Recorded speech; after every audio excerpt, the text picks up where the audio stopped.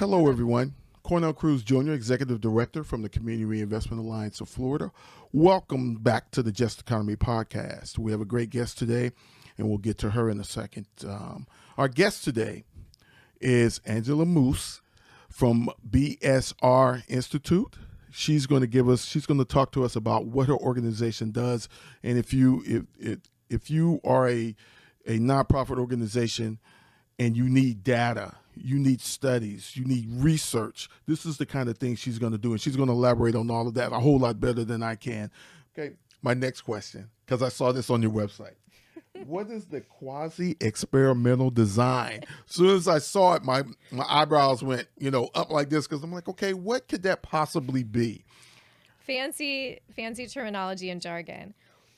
I think where I'll start is most people have heard of a randomized control trial in RCT. This is the gold standard, continues to be the gold standard in research and academic spaces. And the reason is because that level of design really allows you to show a cause and effect. So you can say this program or this blood pressure medication is causing this positive health outcome in the body.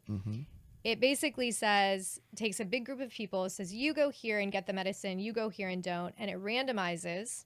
And so by creating two random groups, if you study them, you can say, oh, that the effect was because of the drug and not some other factor. Gotcha. Okay. Quasi-experimental says, well, randomizing people, quite frankly, isn't always ethical. It's not always practical. It's not feasible. It's very expensive.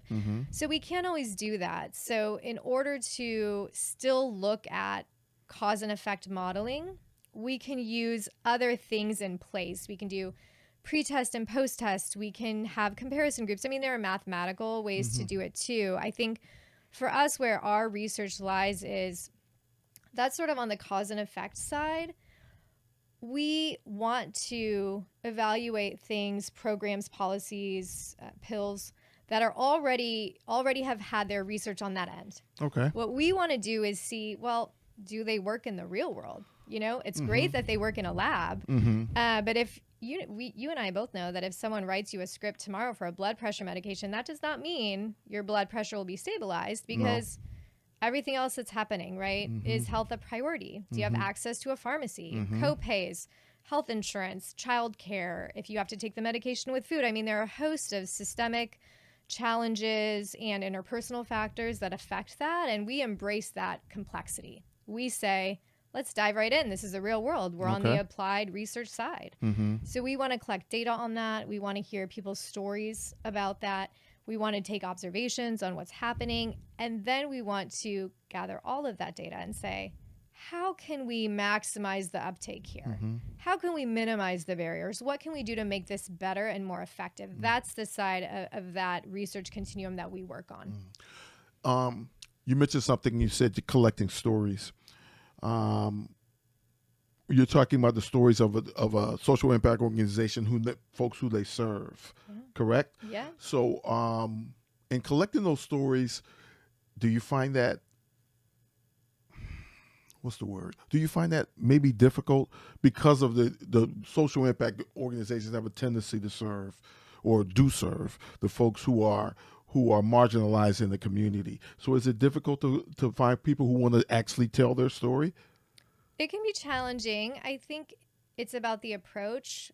What we have found is that, well, first let me say we have a highly trained, very diverse team. And when I say diverse, I'm not simply talking about racial ethnic diversity. I'm talking about lived experience diversity. People that come from different walks of life. And we really prioritize creating trust and building rapport. We're not just going to walk up to someone and say, oh, you look like you need, you're accessing mental health services. Why don't you tell me about that, right? That's inappropriate. So it's all about building trust, about building rapport, and about pairing the right skill set to elicit that information. But stories are extremely strong and powerful. And even when they're sometimes hard to hear from our own places of privilege, they're vital, they're critical, and actually sometimes more than the numbers and the quantitative data, it's stories that change policy and that stick with people. I think you said something very important is the folks that you have to go and collect the stories actually have the lived experience, so they know how to make that approachable. So that makes it more easier, I think, for people to tell their story. There's nothing like being able to tell your story to someone who's like you or has gone through some of the experiences you've gone through, because that person knows how to ask the question correctly. That's right. Without being disrespectful. And that's really great to hear. I'm really glad to hear you say that, because too often we have people who don't have that experience or don't look like them and want to go in and ask, well, how do you feel about what you went through, and stick a mic in their face, Right. So I think that's so important.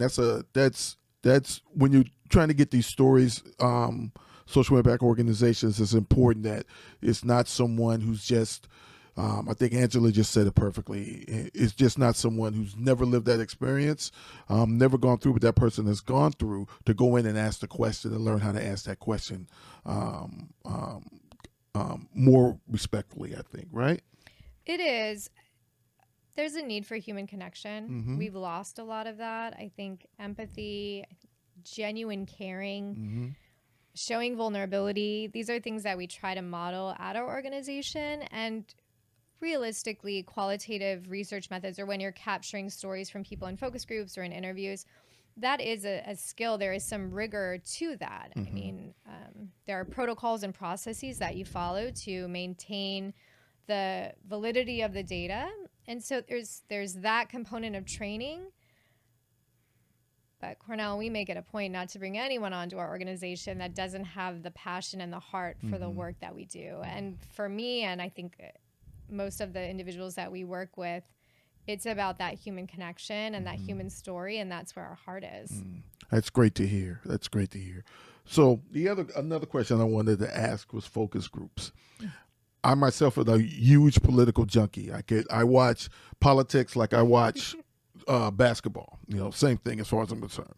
And I always see a lot of focus groups, and it goes back to what you previously said, is I always see the person who's asking, who's leading the focus group, never looks like the people that are doing the focus group, and that's in the political world. But I think is it a difficult task to put together these focus groups and a second two-part question, and get honest answers from them? It can be difficult to recruit. We often ask partners in the community to help us recruit for that purpose.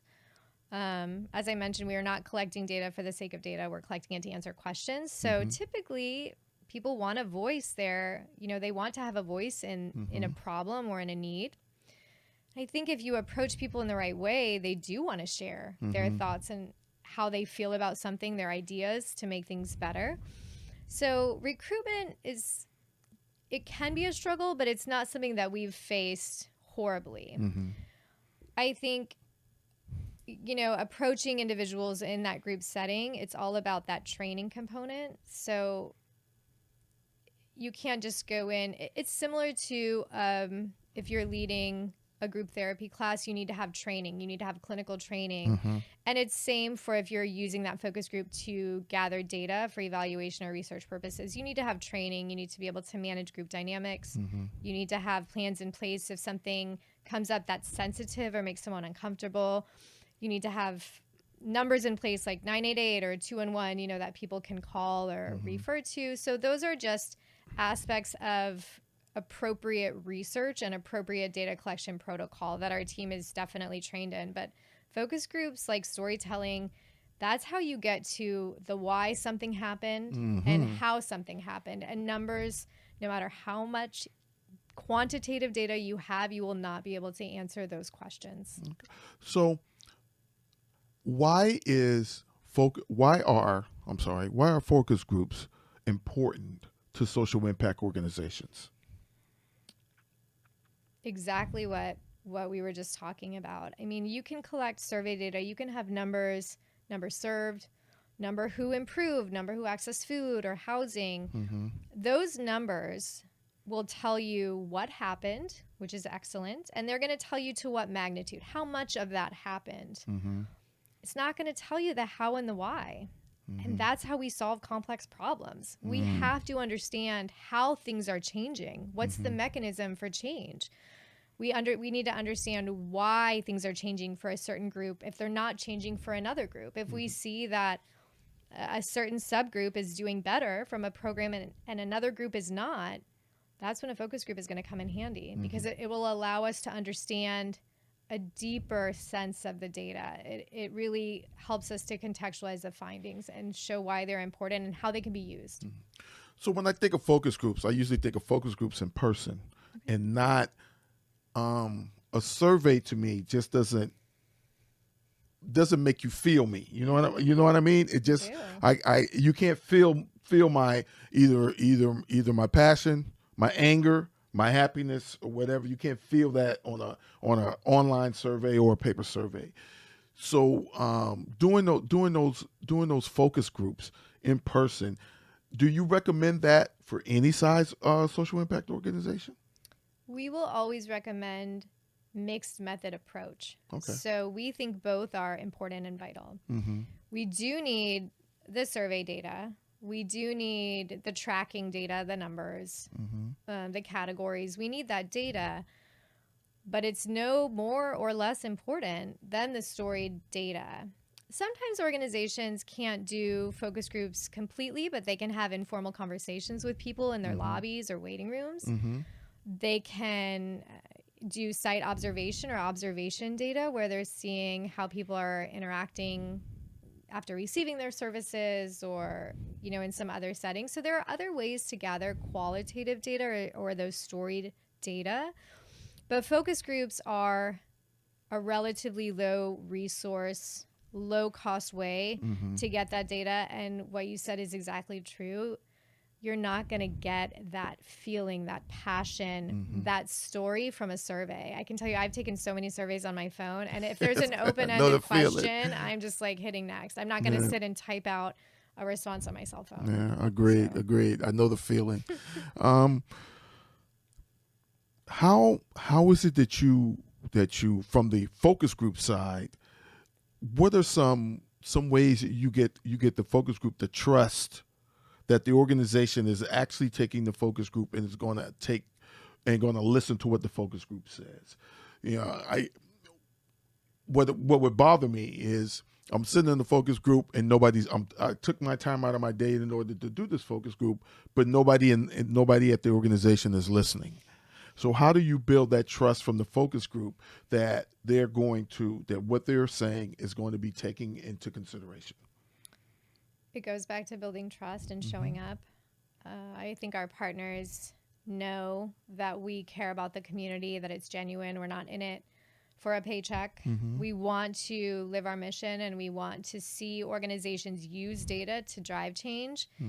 It's embedded from the early points of our working relationship with any partner, again, whether it's a funder or a community-based provider, where we talk about our approach, and that approach includes taking recommendations from the data and actually incorporating them into organizational practice. So it's not a surprise for organizations that we expect them to use those findings. Sometimes things come out that are less favorable, and the truth is that's not punitive. We can all do better at accepting feedback that's constructive. Oh, totally agree. That's how we improve. That's how we grow. And it's no different for organizations. Sometimes it's about the messaging and the delivery, but we're never going back to a funder and saying, these people don't like this program, defund it. It's not that. It's how can we make it better? If it's not a good fit for this population, how can we get it to where it will be used and needed? It's all about pivoting, maintaining agility, and organizations can use data to do that.